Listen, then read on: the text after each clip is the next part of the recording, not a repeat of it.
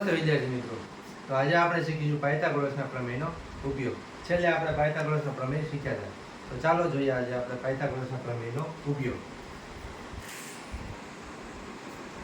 તો વિદ્યાર્થી મિત્રો, આપણો પ્રશ્ન છે, એક વ્યક્તિ A સ્થાનેથી 12 કિલોમીટર દક્ષિણ દિશામાં ચાલીને B સ્થાને પહોંચે છે.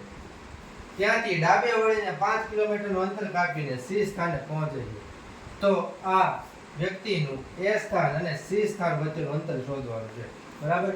તો હવે આપણે A સ્થાનેથી C સ્થાન સુધીનું અંતર શોધવાનું છે. તો આવો A થી C નું અંતર મેળવીએ. સૌપ્રથમ આપણે અહીંયા આપણને દિશાઓ આપી છે. દક્ષિણ દિશા છે, ત્યાંથી ડાબે વળીને, એટલે સૌપ્રથમ આપણે નક્કી કરીશું દિશાઓ. બરાબર?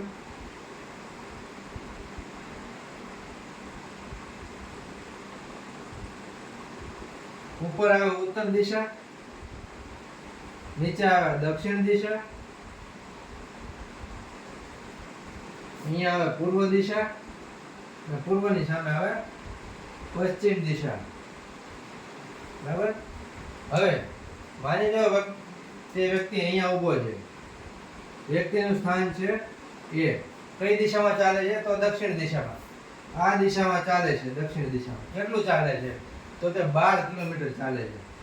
12 કિલોમીટર દક્ષિણ દિશામાં ચાલે છે અને ક્યાં પહોંચે છે? B સ્થાને પહોંચે છે. તો માની લો કે આ B સ્થાન છે. ત્યાંથી કઈ બાજુ વળે છે? ડાબે. ડાબે એટલે A સ્થાનેથી B સ્થાને પહોંચે, ત્યાંથી ડાબી દિશા આ થાય. ડાબી દિશામાં કેટલું અંતર કાપે છે? 5 કિલોમીટરનું અંતર કાપે છે. તો માની લો કે આ 5 કિલોમીટરનું અંતર છે અને ક્યાં પહોંચે છે? C સ્થાને. તો આને નામ આપી દો C સ્થાન. તો આપણે ગોતવાનું છે A થી C વચ્ચેનું અંતર. આ જે A થી C વચ્ચેનું અંતર છે એ આપણે મેળવવાનું છે. જે કેટલું થાય? હવે અહીંયા આપણે જોઈએ કે તે વ્યક્તિ A સ્થાનેથી B સ્થાને જાય છે અને B સ્થાનેથી ડાબી બાજુ વળે છે, એટલે અહીંયા કાટખૂણો બને છે. અને કાટખૂણાની સામેની બાજુ એટલે કે આ AC સામેની બાજુ એ થયો કર્ણ. અગાઉના વિડીયોમાં આપણે શીખ્યા કે કાટકોણ ત્રિકોણમાં કર્ણનો વર્ગ, કર્ણ એટલે AC નો વર્ગ, બાકીની બંને બાજુ એટલે કઈ બાજુ?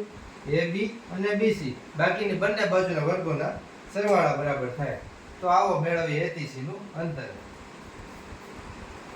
હવે કાટકોણ ત્રિકોણ ABC માં કર્ણનો વર્ગ, કર્ણ એટલે AC, AC નો વર્ગ, બાકીની બંને બાજુ કઈ છે?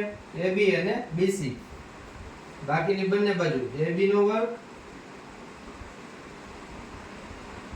પ્લસ BC નો વર્ગ, એટલે કે કર્ણનો વર્ગ બાકીની બંને બાજુના વર્ગોના સરવાળા બરાબર થાય. AB નો વર્ગ, AB કેટલું છે? 12, તો 12 નો વર્ગ પ્લસ BC કેટલું છે? BC છે 5, 5 નો વર્ગ બરાબર 12 નો વર્ગ થાય 144 પ્લસ 5 નો વર્ગ થાય 25.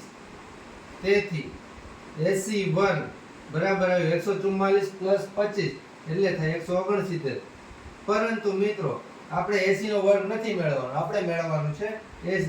તેથી AC બરાબર વર્ગમૂળમાં 169. તેથી AC બરાબર 169 નો વર્ગમૂળ થાય 13. તેથી તે વ્યક્તિનું સ્થાનાંતર થશે 13 કિલોમીટર. Thank you.